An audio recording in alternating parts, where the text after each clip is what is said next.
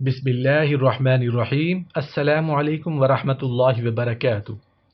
ہمارے پیارے آقا نامدار مدینہ حضرت محمد الرسول اللہ صلی اللہ علیہ وآلہ وسلم نے ارشاد فرمایا، بے شک مومن کی مثال شہد کی مکھی کی طرح ہے جو پھول جیسی پاکیزہ چیز کھاتی ہے اور شہد جیسی پاکیزہ چیز نکالتی ہے۔ سبحان اللہ سبحان اللہ۔ اور جب وہ کسی چیز پر بیٹھتی ہے تو وہ اسے نہ توڑتی ہے نہ خراب کرتی ہے۔ سبحان اللہ سبحان اللہ۔